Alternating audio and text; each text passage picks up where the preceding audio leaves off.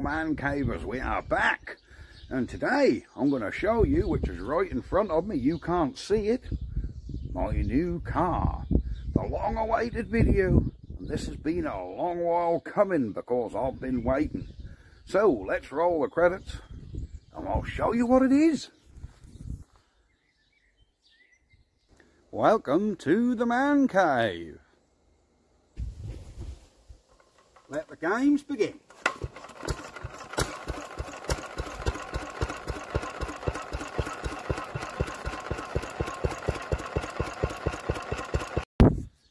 So, what is this new car? You're probably getting a glimpse. It is. There you go. You was not expecting that from a Jaguar, was you? It is a Fiat, I was going to say. No, it's a Citroen Berlingo Multi-Space. Very posh. I've never had anything quite so clean. And if we have a look inside, there we go. I've got to get some mats for it. There we are. Citroen Berlingo Multi-Space.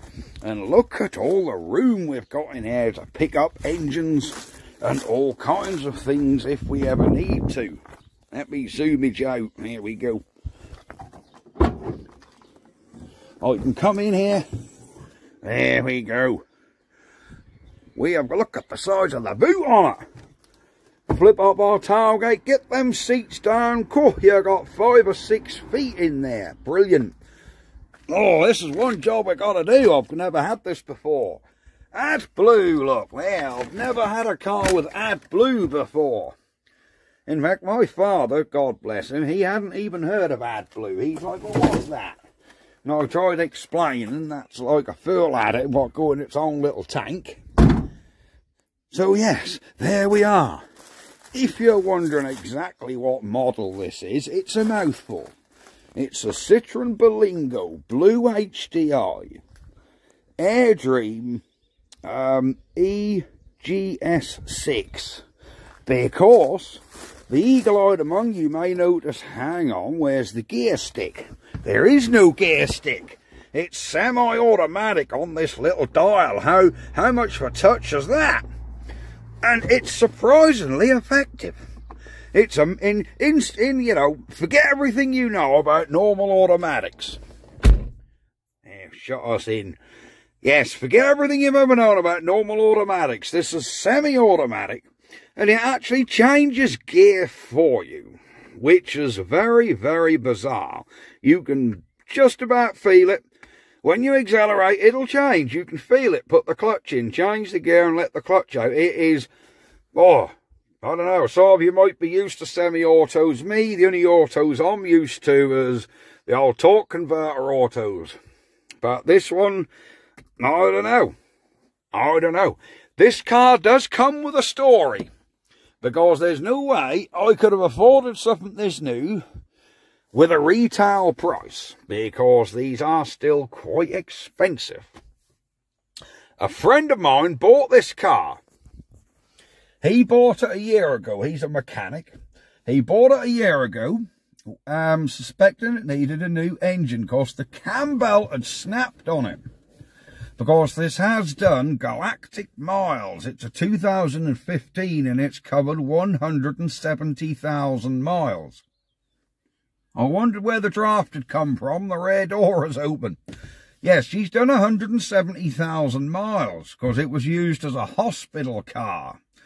So the guy bought it in 2018 with very few miles on it, about 20,000 miles. And he used it up to a year ago. He had a private contract with the NHS to take patients to hospital appointments.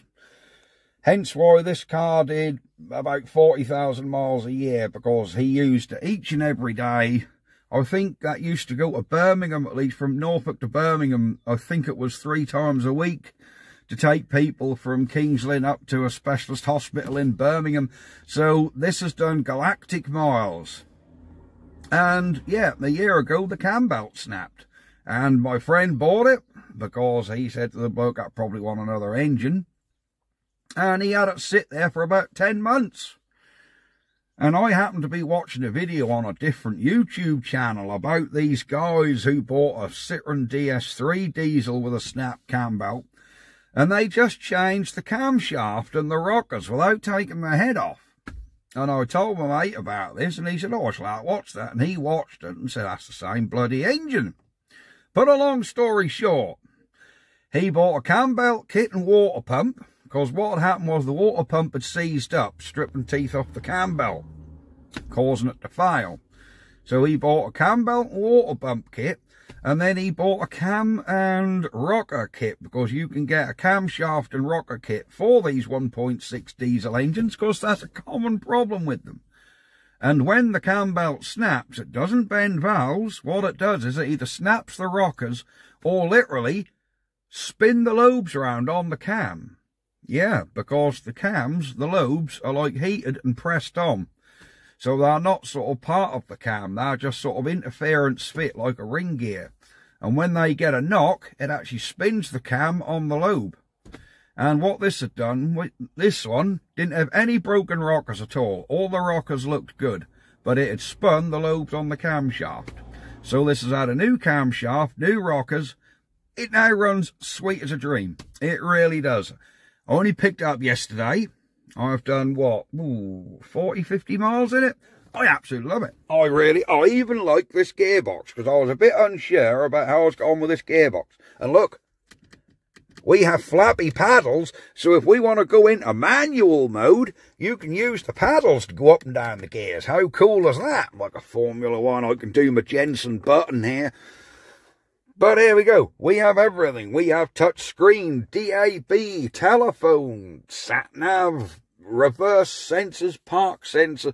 This is a very, very well-equipped thing. And I've never seen such a big storage cabinet. Look at that bad boy. You can get your hand in there nearly up to your elbow. There we are. Yeah. So, Citroen Berlingo Multispace. There's her mileage in case you're thinking, look, 171,094. But with this history, the car was relatively cheap, which I'm happy with. There we go. I actually like the colour as well. I think it's a nice colour. She's the 15 plate. We have the daytime running lights. Oh yes, it is quite a nice, and it's actually really nice to drive. You'd never tell using a van-derived car really, because, and the condition of it is really nice. The guy had to keep it in a nice condition because of the job he did. And yes, it has a tow bar, which the guy had fitted and never used, so that's going to be towing this trailer full of garden refuse down to Mancave HQ, where this could all be dumped off. But I think what we're going to do now is we're going to get the AdBlue in. Yes. Now, I've never had AdBlue before, but in here we have our diesel filler cap, and look, we have a little AdBlue cap. So, apparently, according to the... Oh, that just pulls out, okay. According to the Googleator and the websites, this holds 17 litres. There we go. Oh, I didn't clean in there when I washed it. So this poor thing, until yesterday, had been off the road for 10 months, sitting there. It passed its MOT, just an advisory on one of the rear tyres, down to 2 mil, I think this one. Apart from that, she is spot on and drives fabulous. So, let me get a tripod and we'll see about putting some AdBlue in here. So, here's our AdBlue in a bag, 5 litres of. Now then, apparently we've got to do this, pull this little doohickey off here. Oh, Christ, do you need a pair of pliers for this job? What's going on, mate? Don't make this so you can fill it up on the side of the road, do you? How do we get this off? Oh, you don't need to, look, you just undo half of it. Okay, we have a nozzle. There we go. And I assume now we just tip him in. So take our little AdBlue cap off and put it to one side. Put the little nozzle in there. Ah, I can hear it venting into the tank.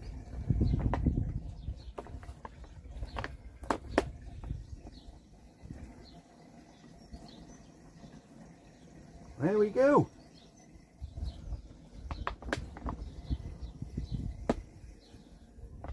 Oh,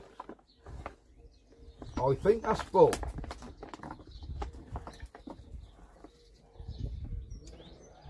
Whoops, that's full. There you go, our AdBlue is full.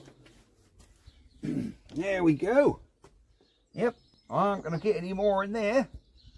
Put the little cap on, twist he, do he up, and that should be good for 10,000 miles. Yes, 10,000 they say. Let me do this little bag of AdBlue back up. Of course, there's probably a good litre left in that one, so we'll keep that for another day. There we go. Yes, 17 litres. This does not go in your diesel tank. That is a totally separate tank. There we are. So, that's it. She is AdBlued up. There we go.